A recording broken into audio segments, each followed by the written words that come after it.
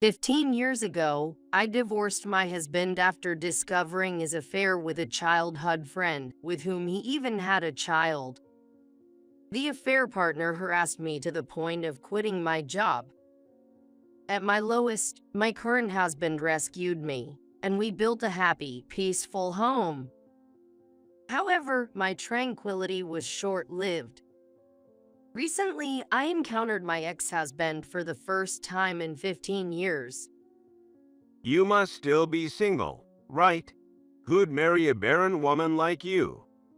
You still can't say anything nice, can you? My son is cute, just like his mom. Looking down at me with a smug smile, my ex-husband boasted about his child. I replied, "Oh really? What a cute child. Speaking of which, let me introduce you to my children as well." My introduction of my son left my ex-husband stunned and trembling. I'm Caroline Jones, 38 years old.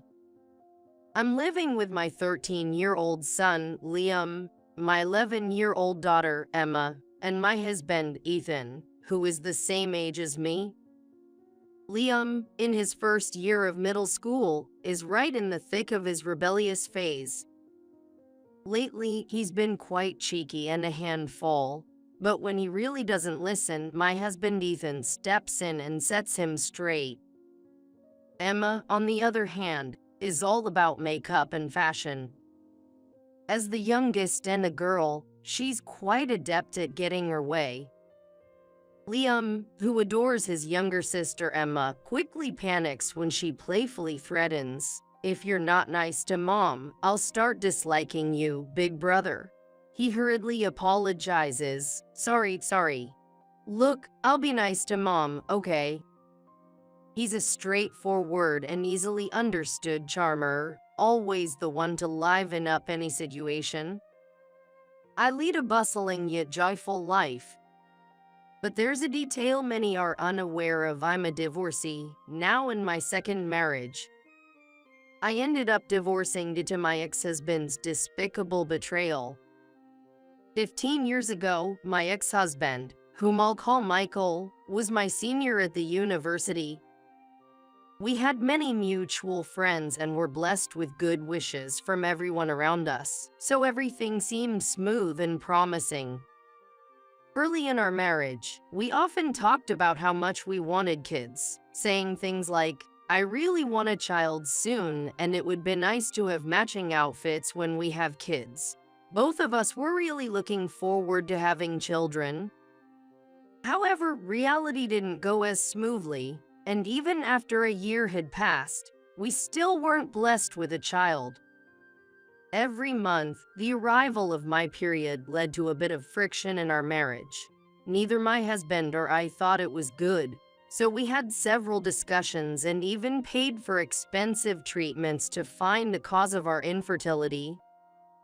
However, being told there was nothing abnormal, we didn't make any progress in improving our marital relationship. Initially, my husband was encouraging and cooperative. However, as time passed without us having children, he seemed to become irritated and his attitude towards me started to change. When will I ever become a father?" he said loudly, throwing a sarcastic remark. His comments implied that he believes I'm the reason we can't have children. He stopped being cooperative with household chores, leaving everything to me: cooking, washing dishes, laundry, and cleaning. When I asked, "Hey, why did you suddenly stop helping with the housework? You used to do it before," he replied, "Because you're infertile.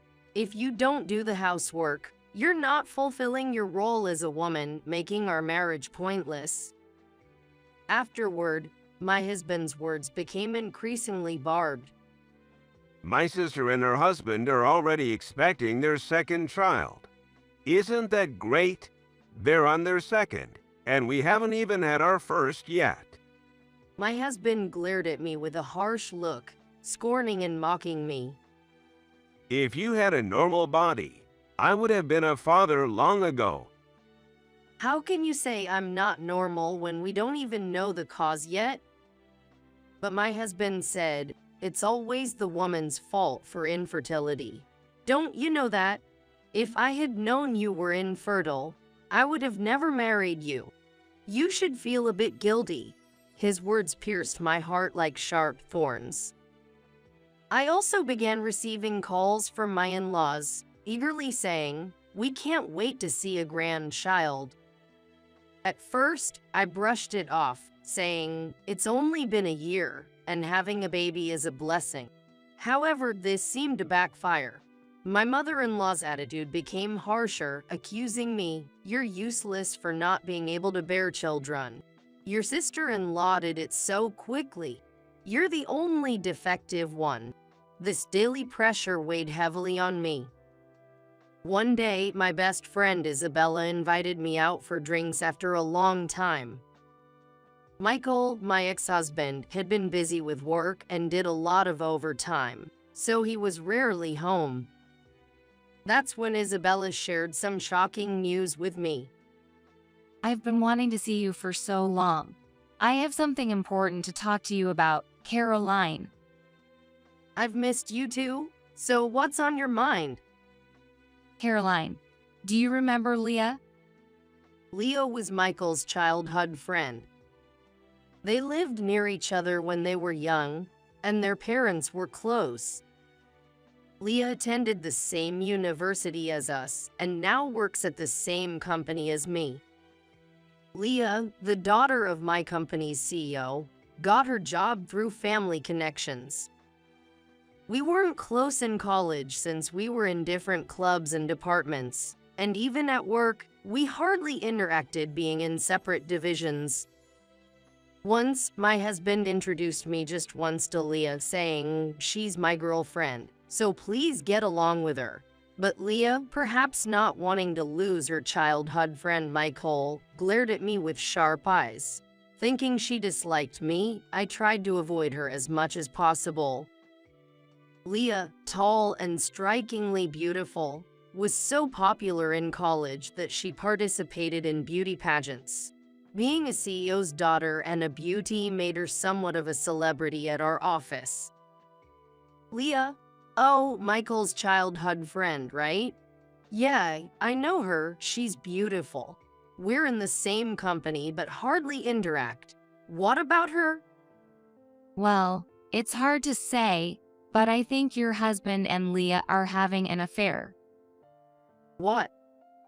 I was utterly shocked by Isabella's unexpected warning. I saw them recently. They were walking hand in hand, not just like friends. No way. I think you should check it out. If you need to talk, just call me, okay? Thank you for telling me. Michael was cheating. I had suspected it. His behavior towards me was awful, always coming home late, claiming he had to work overtime. He was never around on weekends, always busy with client entertainment. I had a sneaking suspicion, but I was pretending not to notice. That day, after parting with Isabella, I headed straight to a detective agency. The reason was, of course, to gather evidence of my husband's infidelity. Within a week, they had all the evidence, but I wasn't ready to file for divorce. No matter how terrible he was the man I once vowed to spend my life with. I couldn't decide right away. A few days later, I came home to find Michael, who usually came home late, sitting at the dinner table. Oh, you're home. Yeah, I thought you'd be late again today. I tried to sound sarcastic on purpose. yeah. Sorry about that. I need to talk to you. Having heard about the affair from Isabella, I braced myself for bad news. I want a divorce. What? So that's how it's going to be. I realized he wasn't just fooling around with Leah. He was serious about her. Leah is pregnant. I'm going to marry her. Leah, your childhood friend. You said she was just a friend. and now she's pregnant. You were having an affair. Don't call it an affair. Haha. Makes me sound like a jerk. Can't help it, right? Leah can get pregnant. She's beautiful, and there's no reason for me to choose you over her. Michael's shameless attitude stunned me. He didn't think he did anything wrong. I was speechless. Seeing me silent, Michael smirked and said, My mom has been nagging me to divorce you. She says Leah is prettier, kinder, and can bear children. She always liked Leah better. This will make her happy. I knew they always preferred Leah. Tears welled up in my eyes. Well, I've packed my stuff. Gotta get back to Leah and her upcoming baby. Haha. With that, Michael left the house. I didn't have the strength to stop him. Later, a one-sided divorce paper arrived. A woman's handwriting was on a note tucked inside. Please divorce my husband soon. Seeing the contradictory words, I felt a question mark floating above my head. I really wanted to retort, "No, it was you who took my husband away." Seeing those words, I snapped back to reality. I was stuck with questions on my head. Why am I being blamed? I can't just silently accept this divorce. Determined, I took the evidence I had gathered from the detective agency and filed for divorce mediation.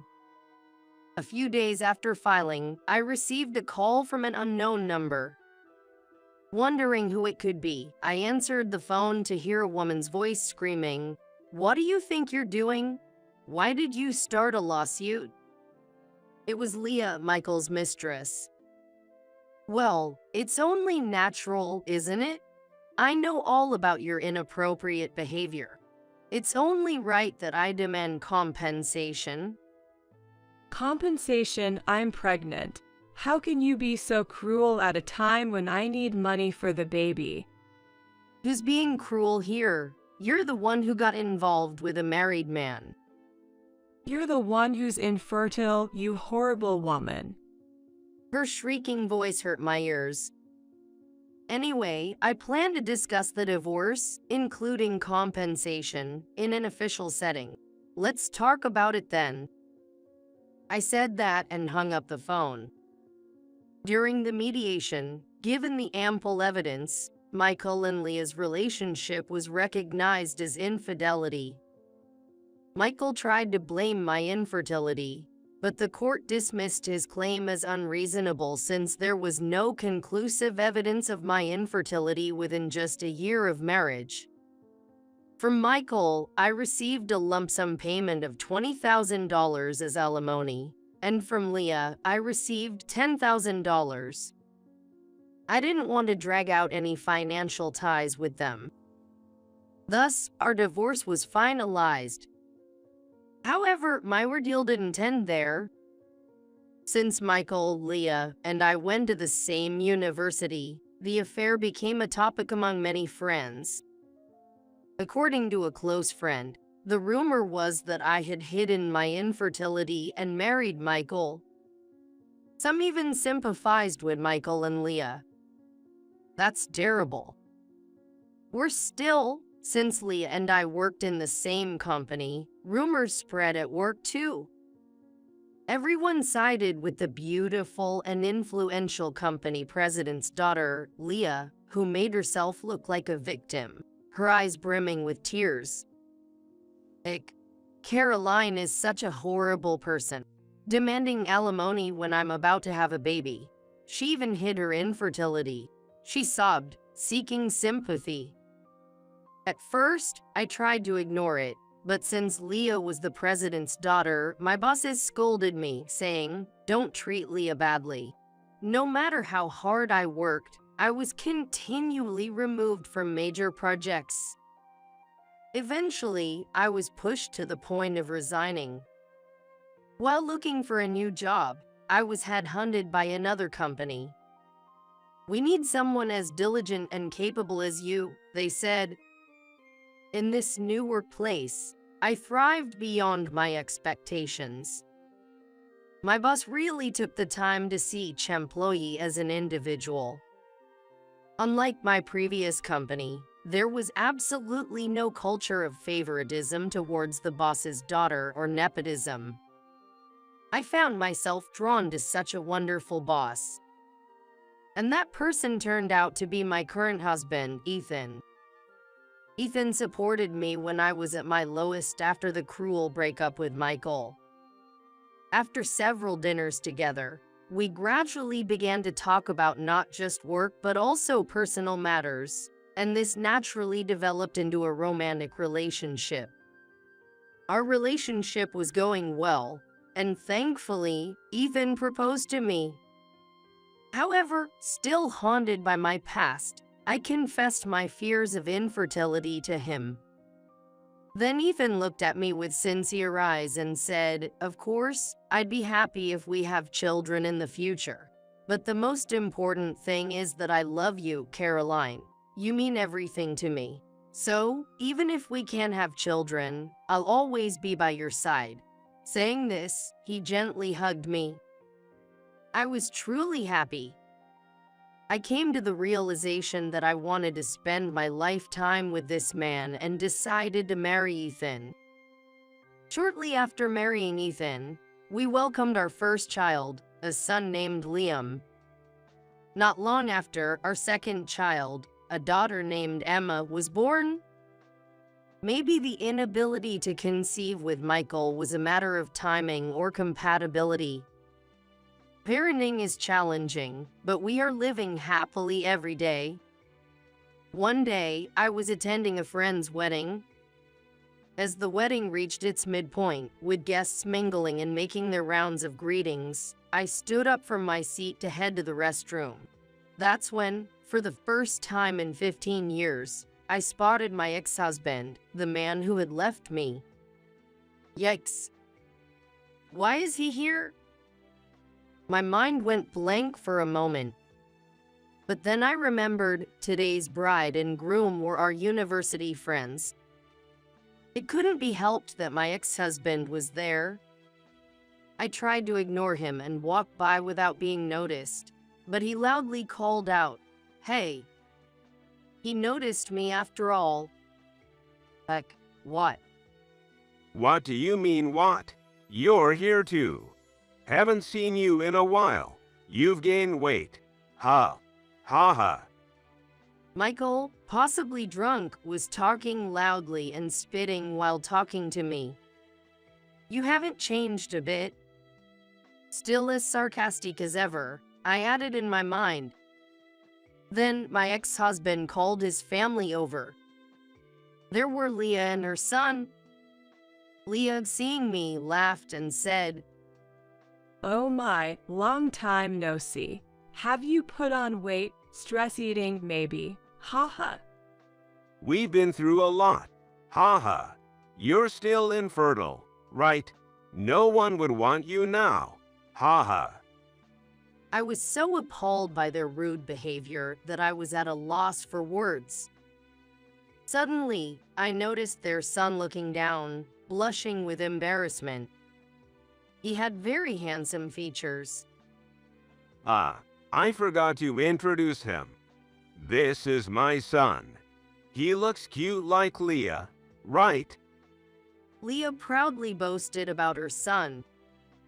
He's handsome, smart, a real genius. Sorry, it seems like we're the only ones happy here. Haha. The couple laughed at me, proudly showing off their son. However, their son had a distorted expression on his face, and that caught my attention a bit. It seems he's growing increasingly dissatisfied with his parents' attitude of scorning others right in front of him. I thought to myself, he must be a really kind child. But I had no time for them. Just as I was about to leave, Michael grabbed my arm tightly. You divorced me because of infertility, and yet you still had the gall to take money from us. Michael seemed to still hold a grudge about something that happened 15 years ago. If anyone should hold a grudge, it's me. Then Leah turned to me. Yeah, you're infertile and single. Why do you need money? Families like us with children need it more. Give us back double the money you took back then. I was stunned by their selfishness. Just then, Michael's son spoke up. Single means unmarried, right? But she's wearing a wedding ring on her left hand. Pointed out by Michael's son, Michael and Leah stared at my left ring finger. You're married. Everyone around was staring as Michael and Leah screamed loudly. I couldn't help but feel embarrassed. As I was wondering what to do, a familiar face suddenly appeared in my view. Auntie and Uncle, you shouldn't be so loud at a celebration like this. It's bothering other people. Maybe you should be more considerate. Mommy, who are these scary people? Liam, Emma. Yes, my children, Liam and Emma, worried about me being late, had come to check on me. Emma always speaks her mind, but it was rare for Liam to speak so provocatively. Mommy, you're late. Mom, you have kids. Yes, I do. Let me introduce them. This is my son, Liam, and my daughter, Emma. Michael was shocked to see the children of the woman he thought was infertile. Leah stared intently at my son. After a while, they began to speak in a muttering tone, with a voice that seemed strained and hoarse. That uniform. It seemed they were curious about my son's attire. Yes, he came straight from school with my husband, so he's still in his uniform. Not that, I mean. That uniform, it's from that famous private middle school. Oh, yes. Liam worked hard and wanted to try for it, so we let him take the exam.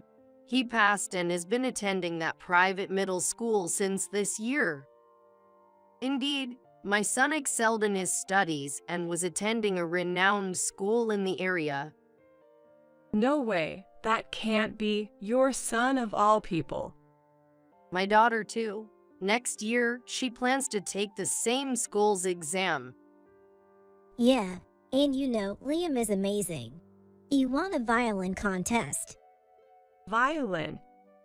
I thought I recognized this boy. He was on Evie recently. You saw that? Yes, he's been getting quite a bit of media attention lately. He was coming back from violin practice today. No, this can't be. Leah and my ex-husband were amusingly speechless. You were supposed to be infertile. How could you have children like this? To the flustered Michael, I conveyed calmly. You both seem happy, and that's great. As you can see, I'm filled with happiness too. Please, let's not involve each other anymore. We have no relation to each other now. Just as I was about to leave with my kids, my husband, Ethan, arrived. Hey, what's going on? The main event is about to restart. Seeing my husband, Michael's face went pale. Mr. Lopez, the president. What? Leah also turned pale, recognizing my husband. Is your husband, by any chance, the young Mr. Lopez who became the president of Resonance Inc. last year? Indeed, my husband Ethan was the president of a parent company of Leah's father's firm. During my job search, I was approached by the parent company and made the switch. At the new job, I met my future husband, Ethan, who was already popular and skilled. Last year, Ethan was appointed as the president of the company, recommended by the then president. I'm Lopez. Huck, what's with this atmosphere? What happened? Sensing the uneasy atmosphere, my husband looked puzzled. And then my son, Liam, spoke up. I heard these people calling Mom infertile and fat, so Emma and I came to help her out. You heard that, huh? It seems like Liam and Emma overheard me being insulted by my ex-husband and his wife. That's why Liam spoke in such a manner earlier. You guys are, wait, that. Realizing the context, my husband's expression hardened. I heard rumors, but I didn't expect such a lack of decency. Then, Michael suddenly started making excuses to my husband. No, I mean, Mr. Lopez, the president. There's no way I would speak ill of the wife of President Lopez. Right, Leah. Why are you groveling to this woman's husband? I was the one who suffered because of her, getting in trouble with my father for having my money taken. I'll never forgive her. Leah, think before you speak. If he dislikes us, our subcontracting company is finished. As Michael started to flatter my husband and Leah protested, they began arguing. It's just unbelievable. Then their son, who had been silent, shouted out, Let's stop this already. I've been listening, and it's terrible how Mom and Dad are talking about this lady. Calling her fat, infertile, and ridiculing her, and then demanding money back. It's embarrassing for me. And what's this about an affair? Am I a child born from an affair? Am I an unwanted child? Hearing their son's tearful plea, Michael and Leah started to become visibly unsettled. Well, it's not like that. So. I realized that the other attendees around us were staring at us. Finally noticing the stares from around us, she blushed deeply and looked down.